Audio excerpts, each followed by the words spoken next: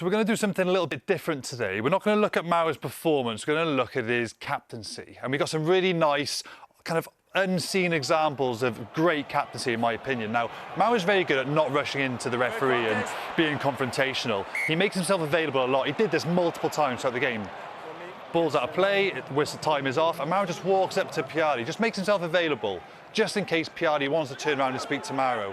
Not too aggressive, I really like it, just nice and subtle. Now, this is experience here. Lions give away 3 penalties in a row. Piardi wants to speak to Maro. A lot of captains will complain in this situation, but Maro just swallows his medicine. Take a listen. 12 off his feet, and then 10 play the 9.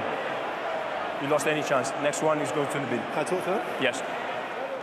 Now that's experience, because Maro played for England where they didn't ask that question, can I speak to my team, and the opposition took a quick tap and scored. So that's good experience for you, and that's why you need experienced players as captain.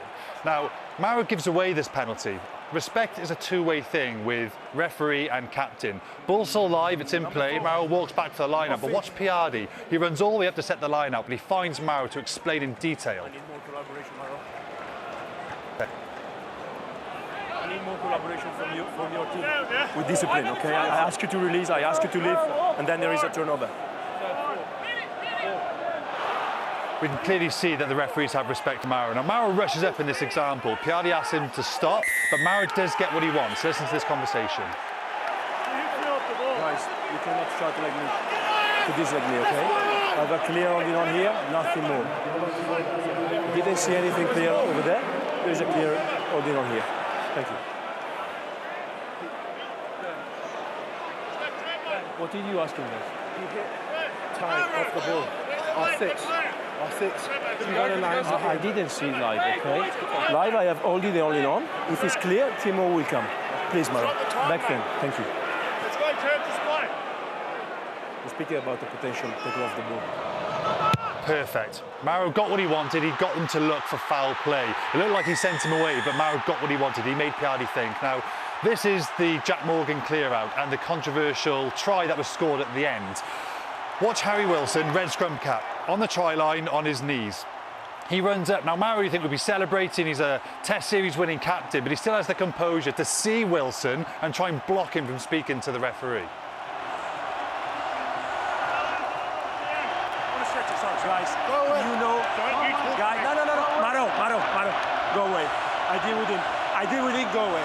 Can you please check? You know, Sorry. you need to speak with Ben. We are already aware. Now, they don't go back and stop the referees from looking at the clear-out, but it just shows that even in that pressure cooker, Maro's just sharp and he's on it all game. So some small anecdotal examples, but I think they're huge and representing and showing and demonstrating that Maro, I think, has been an absolutely superb captain and the right choice for this Lions tour.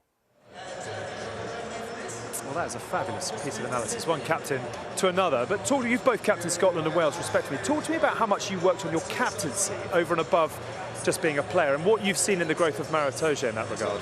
I think Sam touched on it and made a really good point. I think sometimes you think you've got to speak the whole time and you're always speaking to referees, and I think it's a much more a case, and you've got to do it, unfortunately, to actually understand when to have that moment, because referees don't want to speak to you every decision. In fact, quite the opposite. They'll tell you to get away, you get on their nerves, and then you start to rub them up the wrong way. So I think it takes a bit of time. It took me a bit of time to understand when are the moments here, and when are the moments where I let it go, even if you feel aggrieved by or your team feels aggrieved by, and when are the moments where these are the important ones, because I think quite often with referees, less is more. Okay.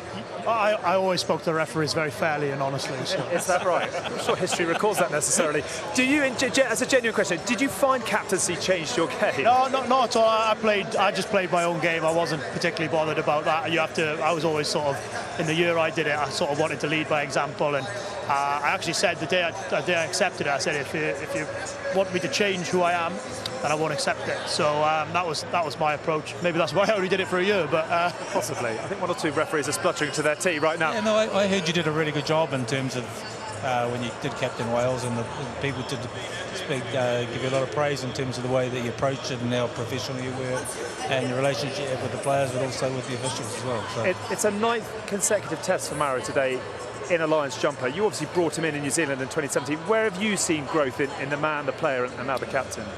I thought John and Sam have really summed him up in terms of his captaincy. They've really covered it all.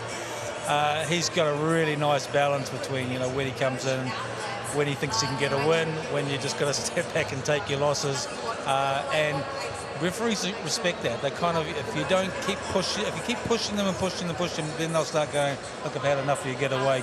But if you can create that relationship, you can have a mature discussion with them. When you really want to go to them about something that's really important, they will listen to you, and hopefully that makes a difference. It's worth mentioning as well, he's got some very good men around him as well. That's again just been a huge emotional drive. We've got Owen Farrell out there behind us, Ty Byrne as captain of the midweek team. Where would you shine the light on perhaps those who've helped him carry the burden of captaincy? I know Tig very well from his time in South West Wales, and he's someone that, again, probably wouldn't have been a natural or a leader in the way that he went about speaking, but he always led by his actions. But you're seeing with someone like Tig now, he's much more comfortable in any team environment, whether it's with Munster, whether it's with Ireland, or whether it's with the Lions. You see him talking a lot, and he makes a lot of sense. He speaks with clarity. But he's one of these players that he won't say a lot, but when he speaks, people listen.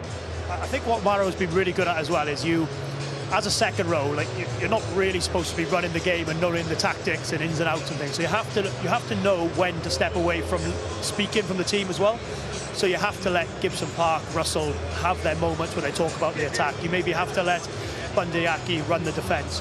And Maro then has to focus on his line-out calling, his captaincy, the big plays with the referees, but don't try and do everything. That's where some of the worst captains I've played under have just tried to do absolutely everything. The best ones delegate well and can focus on their own role.